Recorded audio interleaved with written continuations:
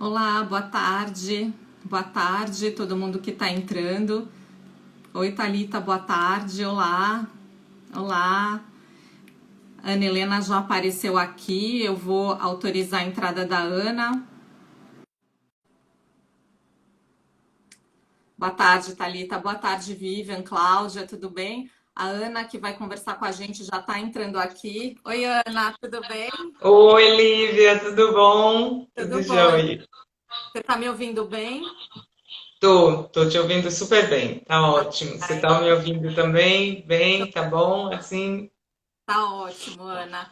Bom, é bom que a Ana apareceu aqui rapidinho, então a gente já vai poder daqui a pouquinho começar a nossa conversa. Queria dar de novo boa tarde para todo mundo que apareceu aqui. Lembrando, né, que hoje a gente vai fazer essa conversa sobre literatura e psicanálise e também falando um pouco para quem está entrando pela primeira vez sobre o grupo Letradas e Confinadas, que é um grupo formado, idealizado.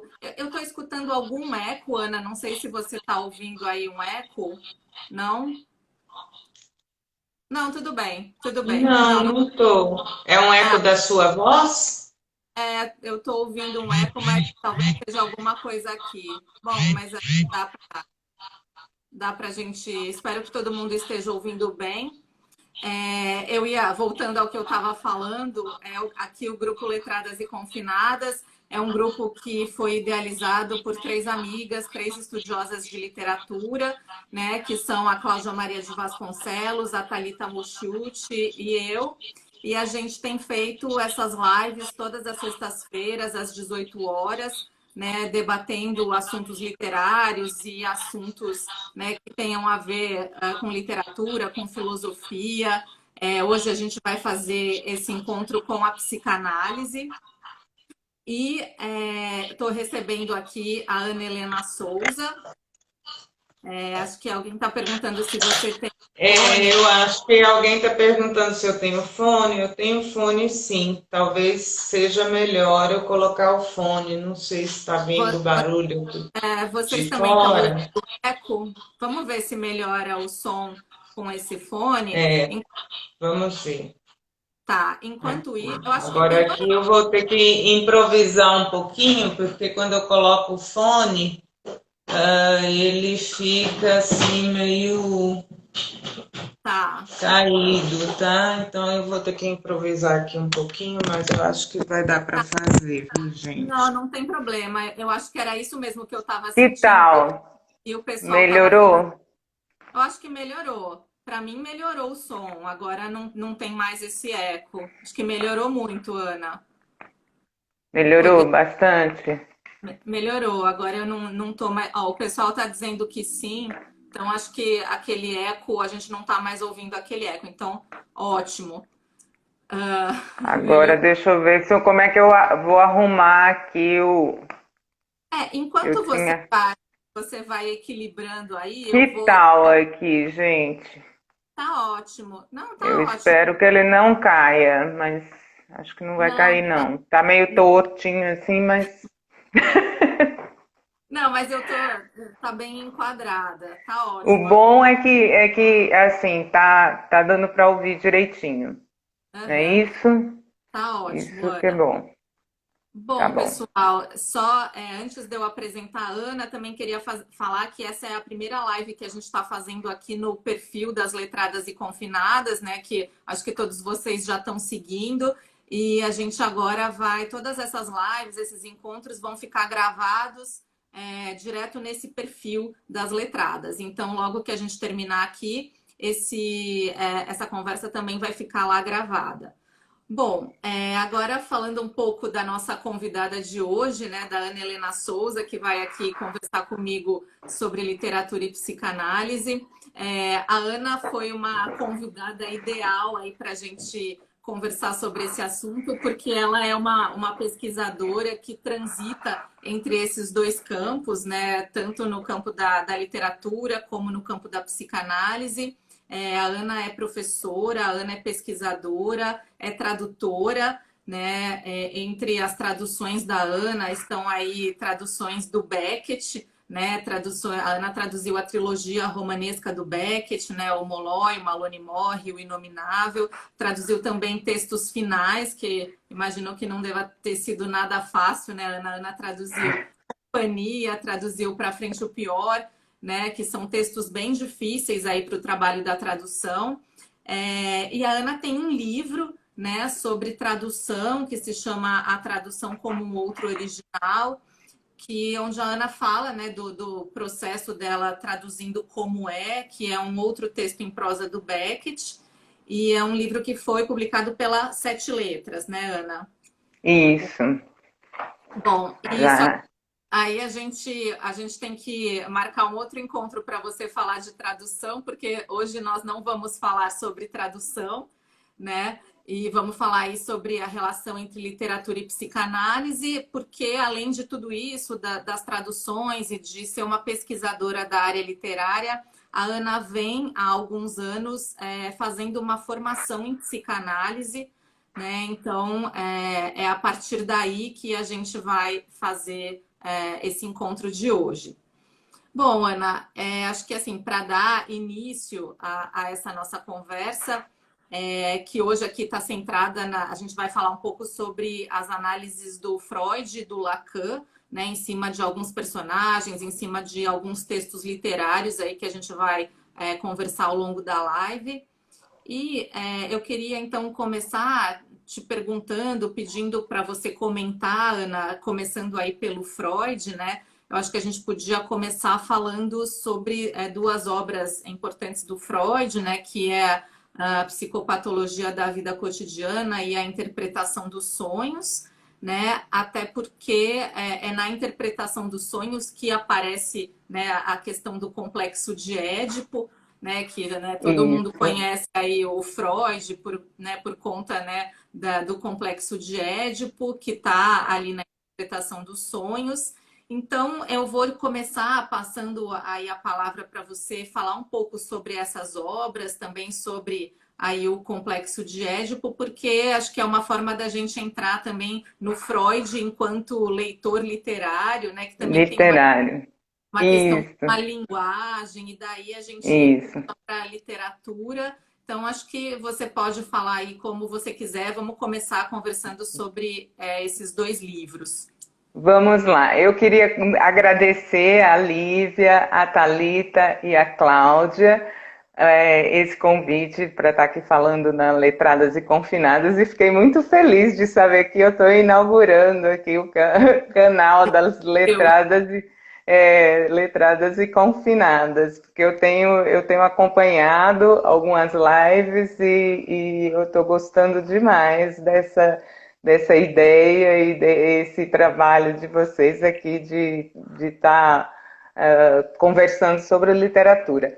Então, a entrada é muito interessante a gente pensar que quando Freud fundou assim a psicanálise, o método psicanalítico, ele percebeu que havia uma ligação direta assim, entre as coisas recalcadas que produziam o sintoma, né? E ele estudou casos seríssimos de mulheres histéricas que tinham conversões histéricas. O que é uma conversão histérica? É um sintoma no corpo.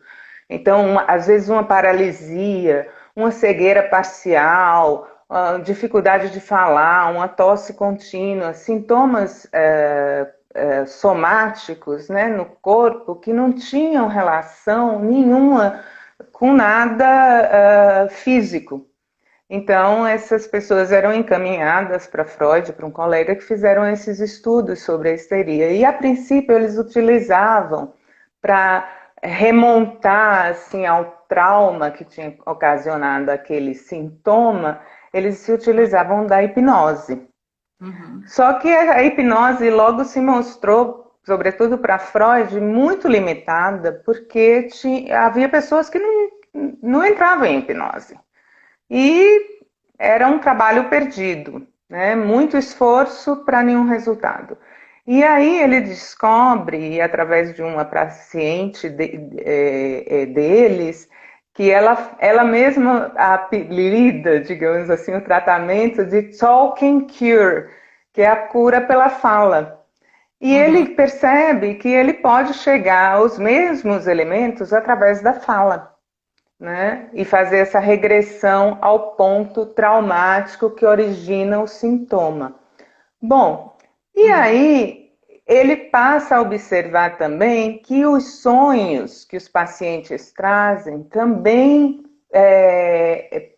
se dão da mesma forma, que o sonho ele tem um conteúdo manifesto, que é aquela coisa meio maluca do sonho, mas que há pensamentos que estão por baixo daquele conteúdo e que esses pensamentos vão levando a descobrir núcleos que também apontam para esse sintoma. Então, assim como o sintoma é uma formação substitutiva, né?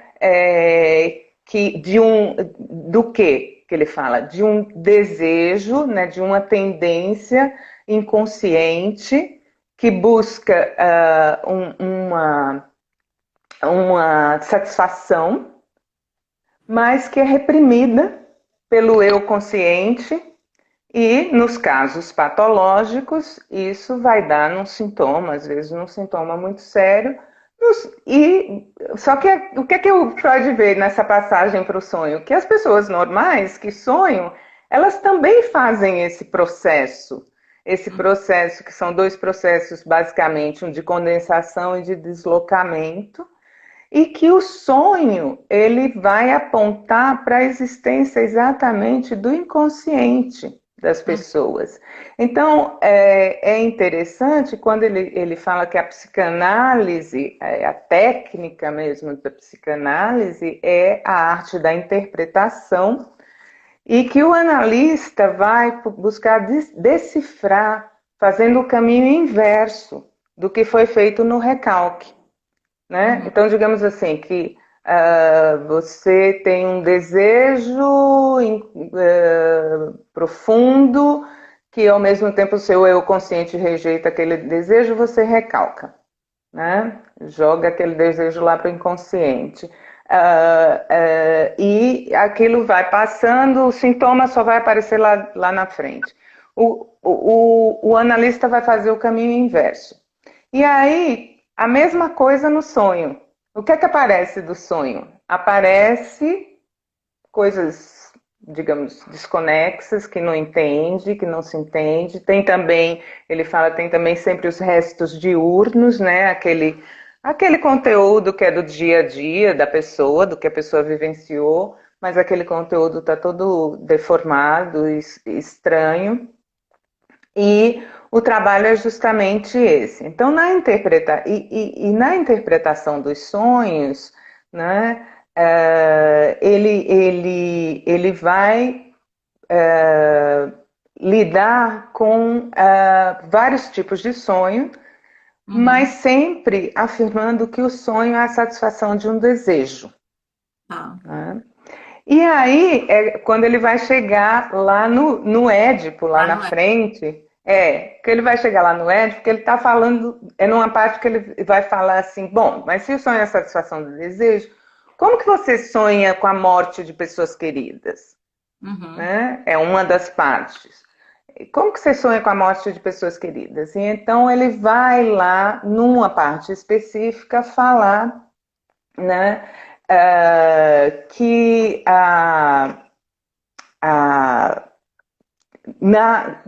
em toda criança, o primeiro objeto de amor da criança, né, em geral, a mãe, né, que é quem despende os cuidados, quem dá o carinho, então, esses objetos de amor. Né? Então, os impulsos psíquicos assim, de amor e de ódio, eles estão muito relacionados aos pais, que estão diretamente em contato com a criança. E aí ele se centra mais na relação do menino com a mãe, né? E que essa relação assim de amor com a mãe, ela também gera um ódio com o pai, porque o pai começa a ser visto como um rival, né, do menino Uhum. e tem os desejos de morte do pai. E aí ele fala, bom, o desejo de morte em criança é muito diferente de um desejo de morte em adulto, porque a criança não tem a dimensão da morte, né? Uhum. Ela tem a dimensão da morte como livrar-se, assim, vai embora daqui que eu não quero você aqui que está tomando o meu espaço. E aí é que ele vai falar, né? E ele vai utilizar o sonho. E é interessante quando ele resgata essa interpretação dos sonhos, porque ele fala assim, os sonhos, eles eram muito importantes na antiguidade. E Uhum. eles eram interpretados. Havia os adivinhos que interpretavam os sonhos. E depois os sonhos foram sendo relegados como uma coisa de superstição, uma bobagem, uma coisa que não tinha importância, né? Uhum. E ele restitui essa importância porque ele afirma essa crença no determinismo psíquico. Então ele há uma determinação. E aí, quando ele fala desses afetos infantis, e que eles estão presentes não só nos estados patológicos, mas nas crianças em geral, que faz parte do desenvolvimento da criança, né? E inclusive do desenvolvimento das pessoas normais que vão saber como lidar com isso, como ultrapassar esses afetos, transformá-los em outro tipo de afeto e redirecionar esses afetos, e que no caso dos doentes, dos neuropatas, que ele fala, e esses afetos estão exacerbados e vão, em algum momento da vida, disparados por alguma circunstância, eles podem emergir de uma forma disfarçada, né, no sintoma, né, Uhum.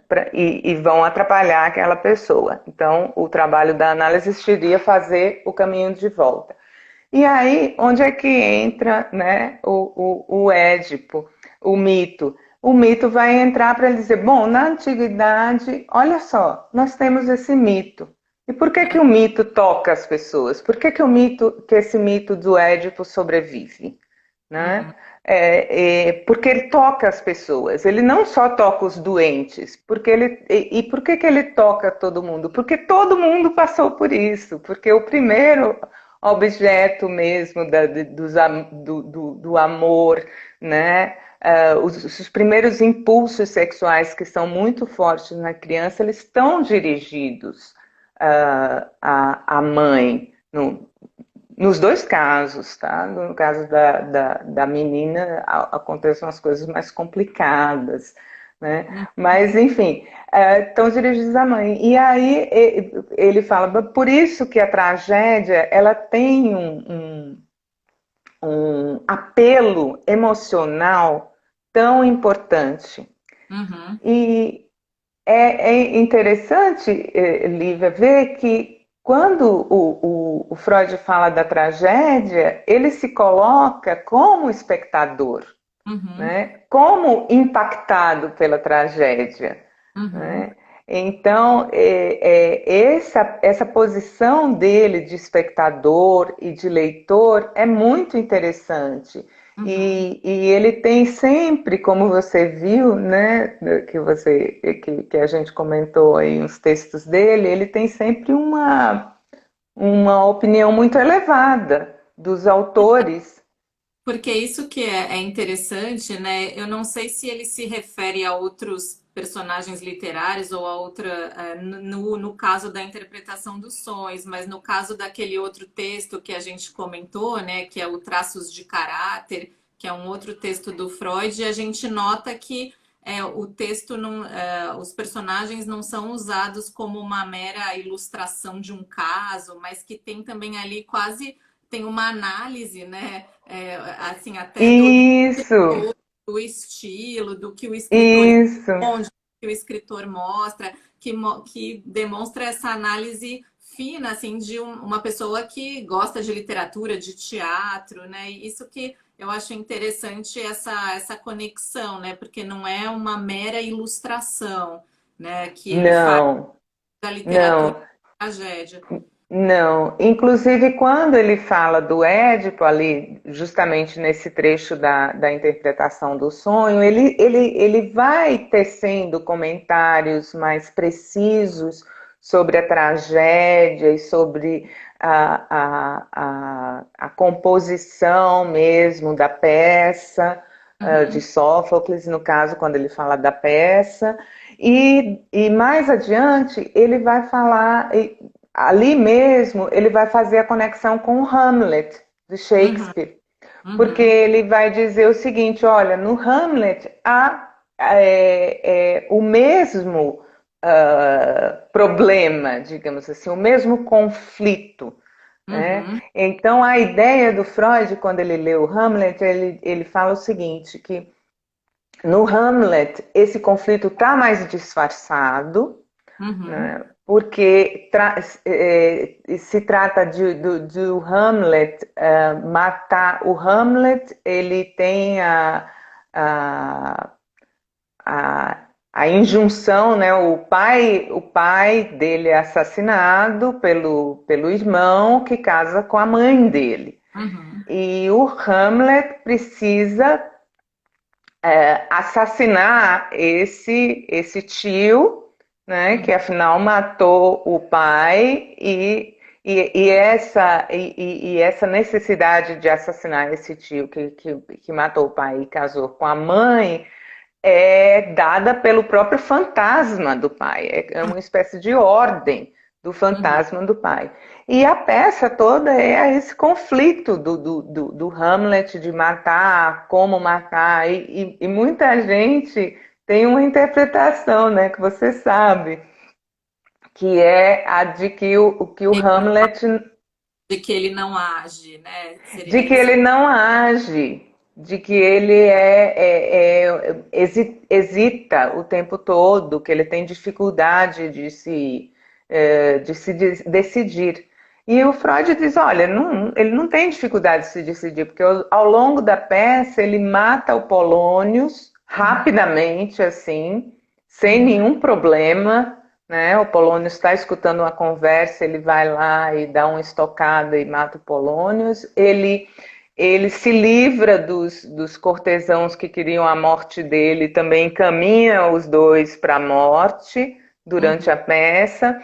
Então não é que ele não haja, a interpretação de Freud é exatamente essa, o conflito dele é porque no fundo, né, ali o Cláudius, né, que matou o pai e casou com a mãe, estava realizando o desejo dele. Né? uhum, Então, a interpretação de Freud, ela sempre vai assim, numas camadas profundas assim da peça, e ele uhum, liga esse tipo de interpretação a experiências psíquicas profundas de todo mundo. uhum. Né? Então, ele liga isso, inclusive, ao sucesso do dramaturgo e ao sucesso da peça. Sim. Né? E isso é bastante interessante. E Eu ele acho vai fazer essa mesma coisa com Ricardo III. então, isso que eu ia puxar esse assunto, né, já que você começou a falar do Hamlet, porque tem um outro texto do Freud, eu até coloquei o nome aqui para quem se interessar, né, que se chama Alguns Tipos de Caráter Encontrados no Trabalho Psicanalítico, é onde o Freud, ele fala, ele faz uma análise ali, né, do comportamento tanto do Ricardo, né, no caso do Shakespeare, tanto do Ricardo III como da Lady Macbeth, né? E também tem essa análise fina, né, de falar sobre até uma certa empatia que às vezes o espectador pode ter com o Ricardo III, apesar dele ser um vilão, e também analisar, né, o comportamento da Lady Macbeth, por que que ela sucumbe quando eles estão quase conseguindo o que eles querem, né? Tem uma análise que vai um pouco por aí. Aí não sei se você quer comentar um pouco essas análises do Freud sobre esses dois personagens. Você quer Ah, falar? eu acho que vale a pena. Como que você acha que a gente pode fazer? Eu Dar acho um resuminho do, você diz o quê? Da análise dele ou do, das peças mesmo, da ideia, pelo menos, do person... Bom, eu posso falar, bom, vamos falar aqui. Do texto do Freud. O texto do Freud Tá. é alguns tipos de caráter encontrados no Uhum, trabalho psicanalítico. Ele vai falar de três, né? Ele vai falar das exceções, ele vai uhum, falar dos arruinados pelo êxito e ele vai falar dos condenados pelo sentimento de culpa, se não me engano. Mas os dois primeiros são que nos interessam, que ele dá os exemplos literários, né? uhum, As exceções é interessante porque ele pega o Ricardo III e o Ricardo III é um dos maiores vilões de Shakespeare, se uhum, não for o maior vilão de Shakespeare, né? E a peça começa, e o Freud faz a análise exatamente do monólogo, do solilóquio do Ricardo III no início da peça, porque a peça começa com ele dizendo que está um tempo de paz e que ele uhum, não tem nada a fazer num tempo de paz, porque ele não nasceu para aqueles esportes para curtir a vida. É mais ou menos assim, ele não nasceu para curtir a vida, ele não nasceu para aquele tipo de diversão e ele não nasceu para o amor, porque ele é muito feio, uhum, ele é deformado. E aí, mas isso é dito assim numa linguagem muito violenta, que inclusive ele fala assim, até os cães latem para mim se eu paro perto deles. Né? Eu uhum, sou feio, eu sou deformado, eu não tenho. Então eu vou ser um vilão. Eu vou uhum, pegar essa época e eu vou fazer o diabo nessa história. Então eu vou mandar ver aqui porque eu não tenho um outro jeito, uhum. né? Até porque, como Porque não, só ia falar que agora eu estava pensando na historinha mesmo do Ricardo III, que já faz um tempo que eu vi, mas ele é uma das peças históricas do Shakespeare, né? E aí ele vai ascendendo, não sei se a gente pode, mas pela vilania, pelo assassinato, né? Então, um pouco a história se dá por aí, né? E, exatamente. e eu, Exatamente. Ele faz assim coisas terríveis, mata, exila, mata crianças, inclusive, exato. que são herdeiros do trono, e ele se torna, no final das contas, ele se torna rei, né? Então, e ele não tem escrúpulo nenhum, Exato. nenhum. E aí o Freud fala assim, bom, mas como que a gente aguenta assistir essa peça e como, de certa forma, porque ele é o protagonista da peça, né? Então, num filme ele seria o ator principal e a gente sabe que tem que ter uma certa empatia entre o espectador o ator principal, porque o olhar principal é dele, né? No Uhum, drama é um pouco diferente, mas enfim, basicamente o olhar principal é dele. E aí o que é que o Freud argumenta? Ele diz, bom, mas essas exceções que ele encontra também na clínica, elas estão ligadas a um sentimento de ter sido, de alguma maneira, de ter sofrido injustiça Uhum. Mas é uma injustiça, não é qualquer injustiça, é uma injustiça da natureza, uma injustiça da vida, como o Ricardo III coloca, ele nasceu deformado, ele nasceu antes do tempo, né? Ele Uhum. se coloca como uma espécie de aborto, ele se Uhum. coloca como uma coisa muito deformada mesmo. Então, o Freud fala, e isso ele encontrou em alguns pacientes, essa ligação de uma doença congênita com uma patologia posterior que a pessoa se recusa a assumir, se recusa a qualquer renúncia de prazer na vida dela, se recusa Uhum. aos escrúpulos. Por quê? Porque a pessoa ela se sente ela sente que o mundo deve a ela.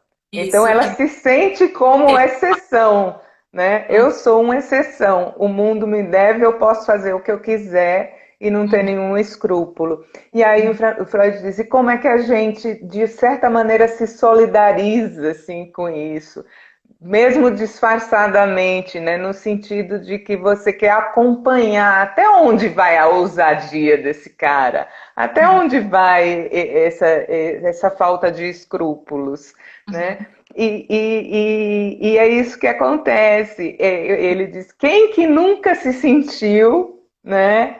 Lá nos seus primórdios, desfavorecido, Uhum. porque não nasceu mais rico, porque não nasceu de olho azul, porque não nasceu assim. Enfim, ele dá uns exemplos assim muito engraçados e meio Eu bobos, acho que é mas bem. para mostrar essa conexão assim bem funda na psique das pessoas. Não, desculpa te interromper. Não, só ia falar que é interessante essa parte, né? Porque essa reflexão que ele faz de que é quase como se em alguns momentos a gente até relevasse aquela vilania por uma identificação, né? Nesse sentido que você está falando, da gente já ter se sentido, ou na infância, ou em qualquer situação, nessa posição de rejeição, né? Que ele tanto coloca essa a natureza me deve alguma coisa, a vida me deve alguma coisa, né? E é interessante essa reflexão que ele faz a partir do comportamento do Ricardo III. Eu não sei se você quer também comentar um pouco sobre o que ele fala da Lady Macbeth. Você acha interessante a gente falar um pouquinho? É interessante, bastante interessante, porque da Lady Macbeth ele vai. E aí é bacana porque ele faz uma análise assim, bastante literária do Macbeth, sabe? Porque ele diz o seguinte: o que é que faz com que a Lady Macbeth, que era tão ambiciosa, porque ele está tratando da Lady Macbeth na parte de caráter que ele dedica aos arruinados pelo êxito, Uhum, né? Então, destruídos pelo sucesso. Então, o que é que acontece com a Lady Macbeth, que era tão ambiciosa, que era também tão inescrupulosa, porque ela que convence o marido, o uhum. Macbeth, a matar o rei para se tornar rei, né?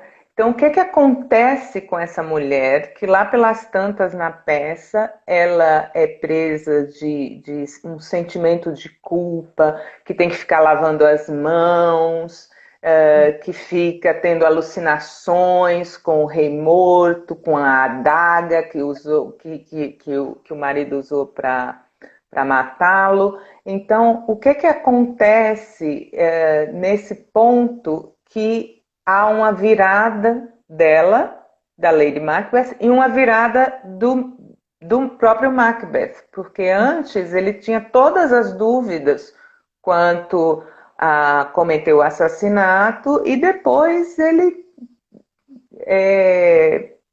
mata mais umas pessoas na peça, ele se torna um rei tirânico e ele passa a não ter nenhum problema com isso.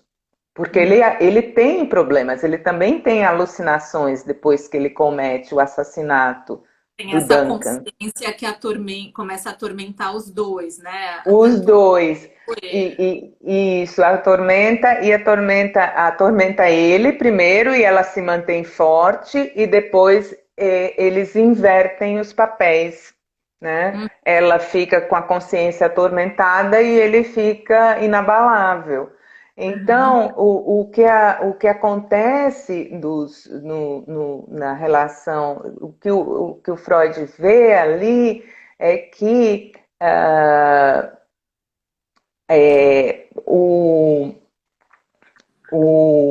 a relação entre os dois se dá com base num procedimento teatral, num procedimento do próprio Shakespeare de pegar um personagem, um tipo, e dividir em dois personagens, de modo uhum, a mostrá-los de maneira mais completa, uhum. né? Como No se fossem espaço, único, né? Como se eles fossem uma única coisa, né? como se Seria. eles fossem uma única coisa, os dois lados da mesma moeda em momentos diferentes, Uhum, né?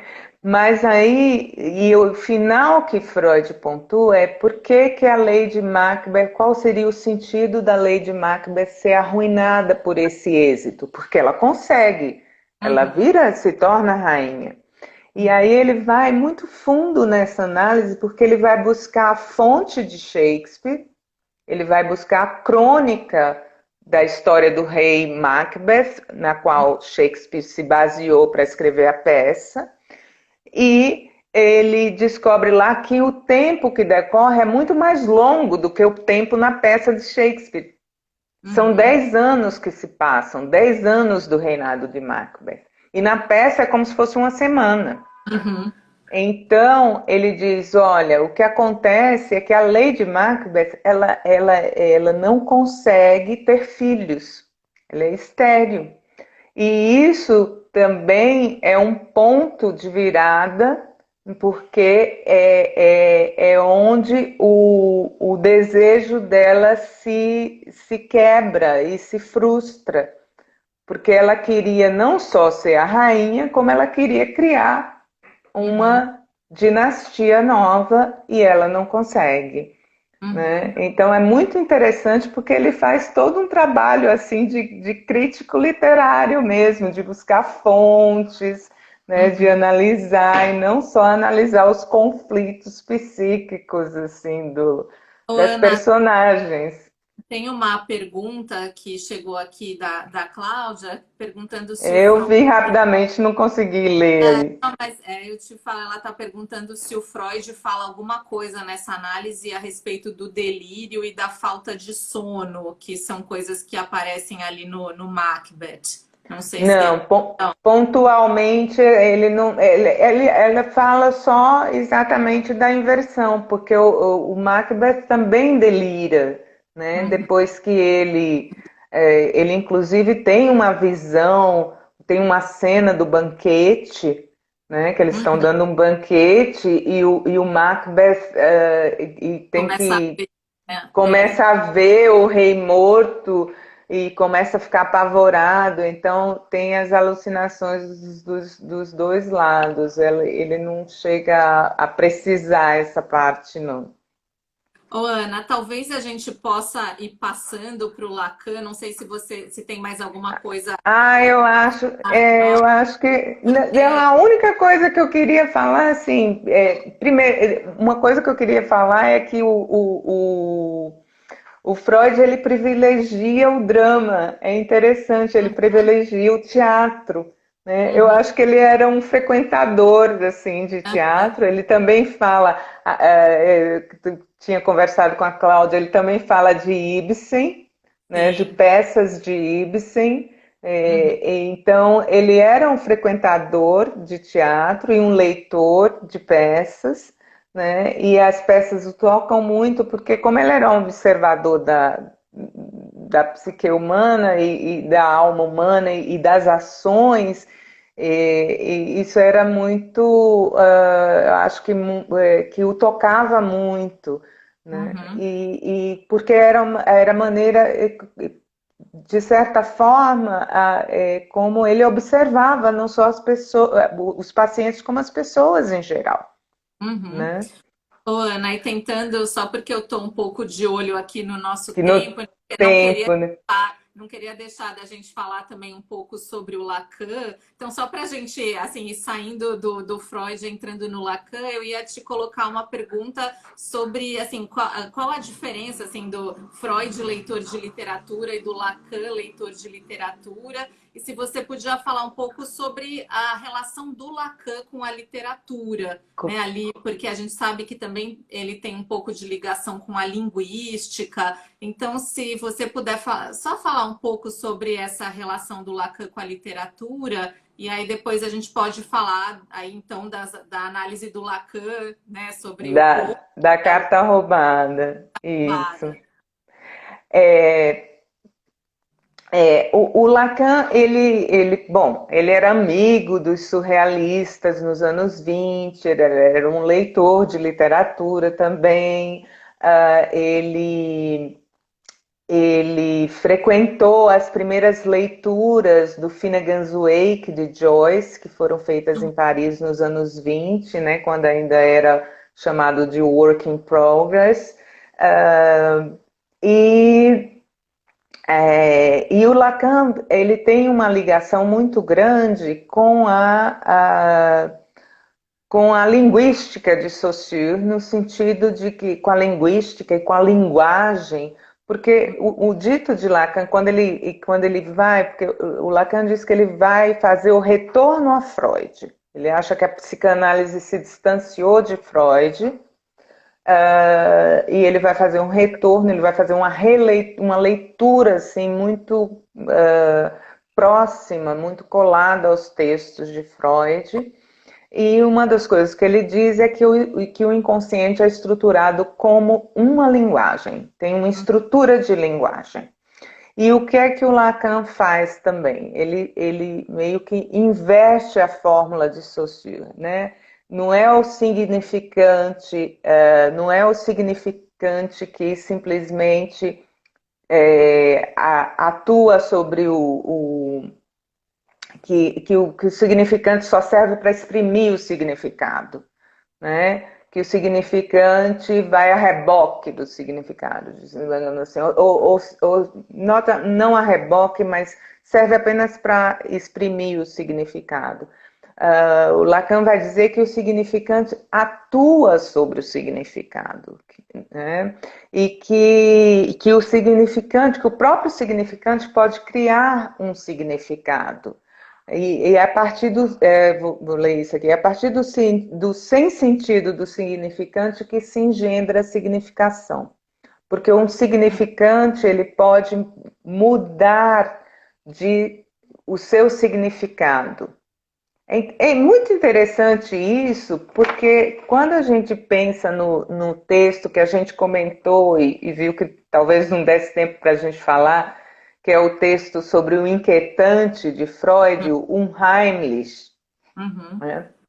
Quando Freud fala do Unheimlich, você vê que esse significante, que é o Unheimlich, que foi traduzido como inquietante, estranho, infamiliar, como esse significante ele vai se alterando a sua significação, com o tempo, com o contexto, e é isso que o Lacan vai apontar, né, ligado à linguística. E ele também é ligado a Jacobson, na parte quando Jacobson fala dos eixos da linguagem, da metáfora, da metonímia, né? Aí Lacan vai falar que a metáfora e a metonímia são os mecanismos primários do inconsciente.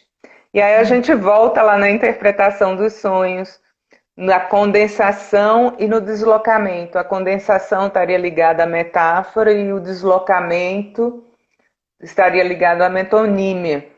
Né? No sentido de quando desses procedimentos psíquicos que deformam, né? Que deformam o sonho, né? Que encobrem, né? Que são usados para deformar no sentido de encobrir, pela nossa própria censura, por uma censura do eu, encobrir. A censura onírica encobre aquele conteúdo através desses mecanismos, que são mecanismos ligados à linguagem.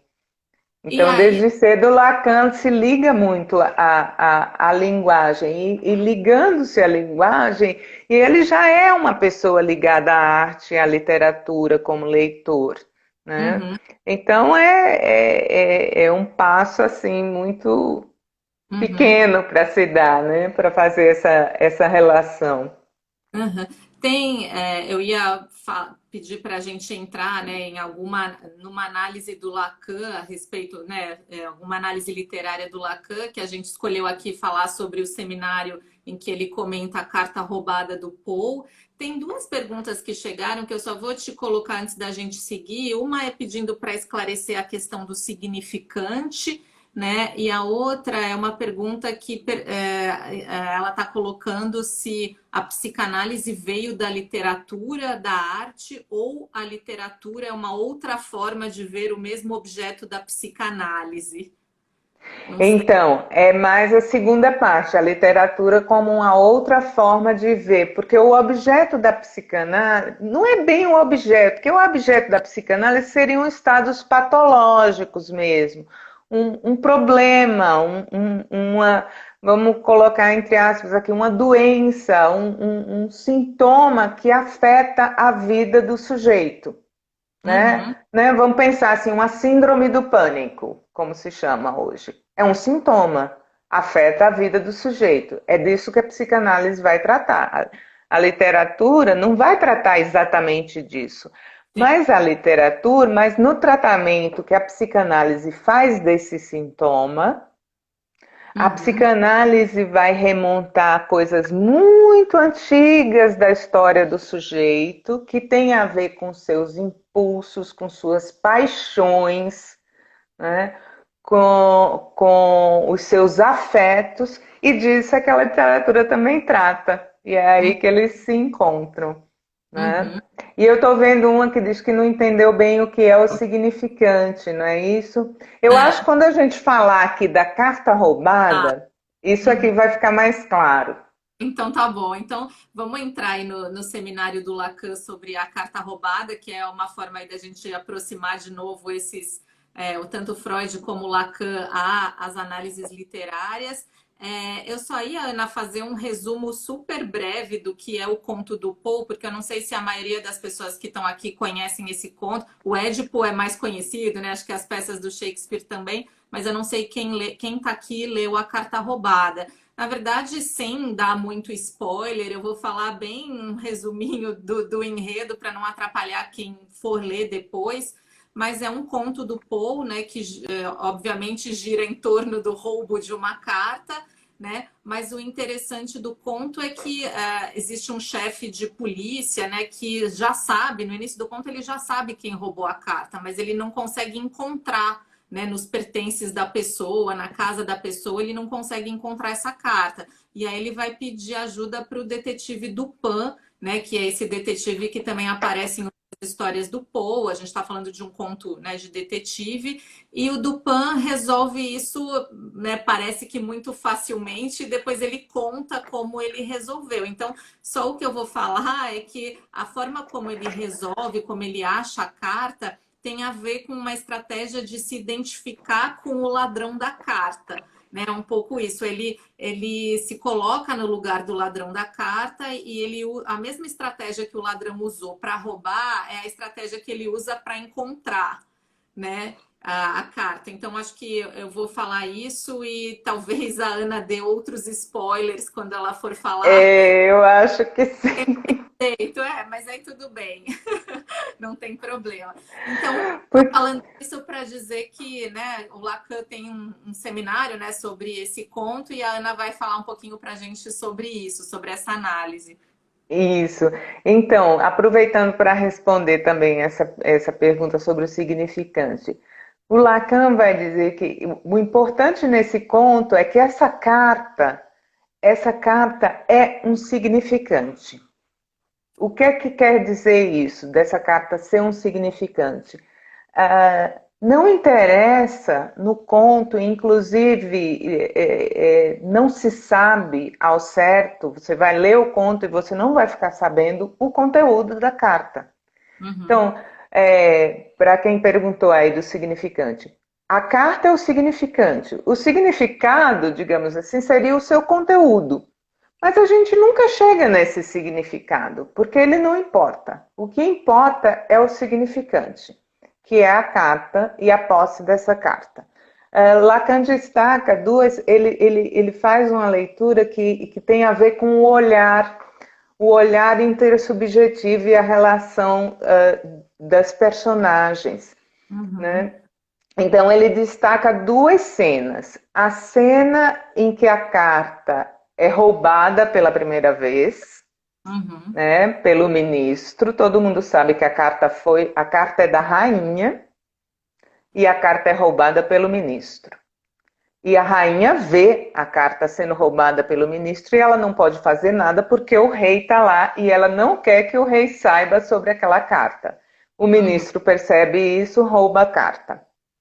A segunda cena importante é quando o detetive Dupin já sabe que a carta está... Todo mundo sabe que a carta está de posse do ministro. Mas só que a polícia fez a maior busca e não conseguiu achar. Então, mas ele sabe que está lá. Ele sabe que essa carta deve estar à mostra. E ele vai lá encontrar essa carta. Né? E afinal ele vai conseguir encontrar a carta. Então essa é a segunda cena que se passa com o Dupin e o ministro e o segundo roubo, digamos assim, da carta. Né?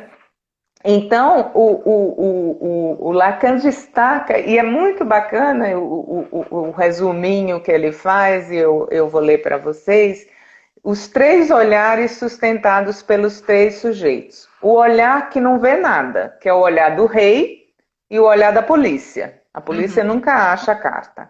O olhar que vê que esse primeiro nada vê e se engana ao pensar que está encoberto o que ele oculta, que é o olhar da rainha. A rainha vê que o rei não vê e fica aliviada, né? Mas acontece que o ministro viu, né? O ministro depois vê que ninguém da polícia viu, também fica aliviado. Esse é o olhar que vê que o primeiro nada vê e se engana de pensar que está tudo escondido. E o terceiro é o olhar que vê desses dois olhares, né, o que eles deixaram descoberto, que é o olhar do detetive, que é o olhar do ministro, que vê que a rainha tem alguma coisa com aquela carta e que aquela carta pode ser uma fonte de poder para ele, por isso que ele rouba a carta, e o olhar do Dupin. Né? E o que é que o Lacan como é que ele vai juntar esses três olhares? É através desse significante, da importância desse significante carta, que ele vai dizer que esse significante é o nó intersubjetivo que faz a relação de todos esses personagens, né? E ele vai dizer que a carta em si, que seria o significante, sempre chega ao destino, né?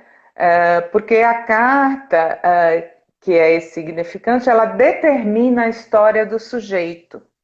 A história, para o Lacan, a história do sujeito ela é determinada por um significante, que determina a história do sujeito e sua relação com o outro.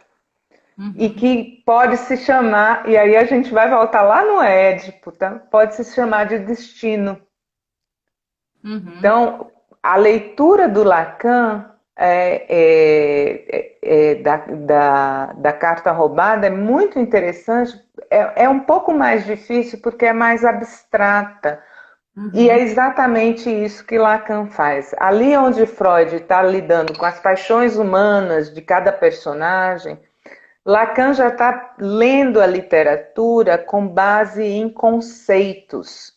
Então, ele está usando, digamos assim, o texto literário para exemplificar um conceito dele. E como os conceitos já são mais elaborados e tem a parte da linguística e tudo, são conceitos mais difíceis, então fica um pouco mais difícil de seguir assim rapidamente, né? Mas essa é uma diferença básica entre eles, mas isso também mostra, ao longo do seminário da Carta Roubada, você vê também análises muito finas da parte literária, por exemplo, do título do texto, né? A carta roubada, porque a carta roubada, esse nome roubada em inglês é um adjetivo que o Paul usa de uma palavra mais antiga,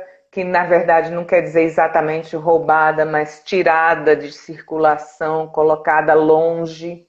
Né? Então ele faz toda uma análise dessa escolha do autor, né?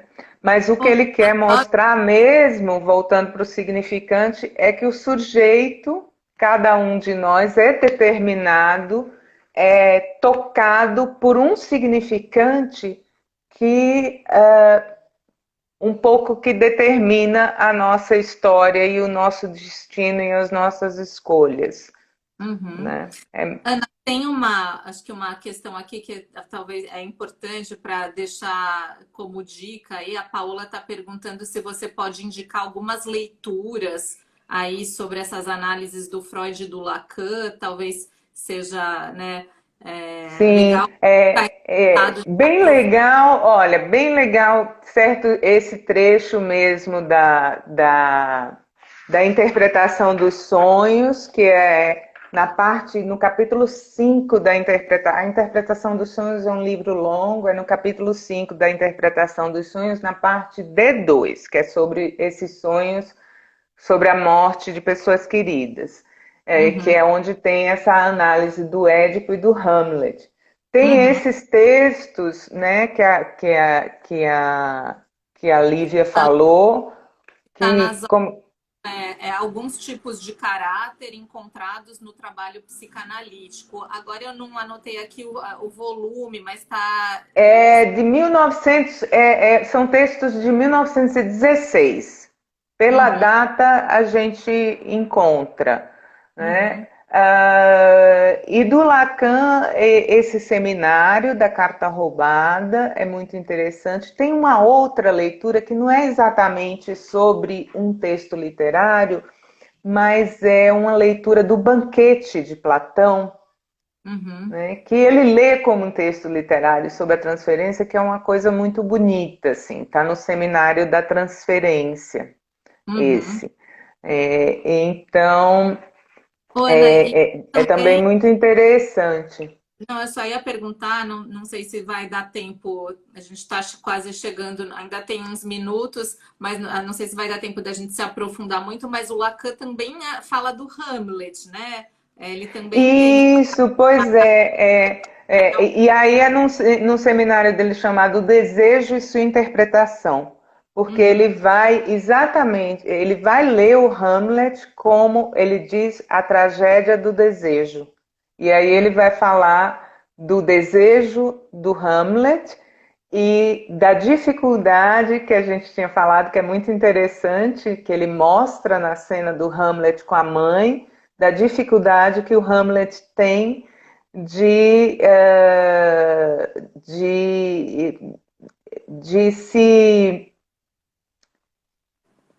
aguentar, né, de suportar ver o desejo da mãe. Né? Porque a mãe não se casa com o cunhado sem vontade. Né? Então, esse desejo da mãe, ele é muito combatido pelo Hamlet, porque ele tem muita dificuldade de lidar com esse desejo da mãe. É uma parte da leitura. Desculpa eu te cortar, a gente vai ser cortada. Vai ser cortada já, né? Eu espero que a conversa tenha sido boa. Foi boa, muito boa. Eu queria te agradecer aí por ter aceitado o nosso convite. Queria agradecer a todo mundo que está aqui na live e falar que na semana que vem a gente vai ter um encontro sobre o Onjak, né, que é um escritor africano, um escritor angolano contemporâneo, e a gente vai receber aqui uma especialista na obra dele, que tem o mestrado sobre o Onjak. E, Ana, eu te agradeço mais uma vez. Temos 20 Eu que agradeço, adorei. segundos. Que bom. Então tá bom, pessoal. Eu acho que Gostei muito, espero que tenha ficado assim compreensível e bacana como uma introdução assim eu acho que a ficou assim. Freud, a Lacan com a literatura.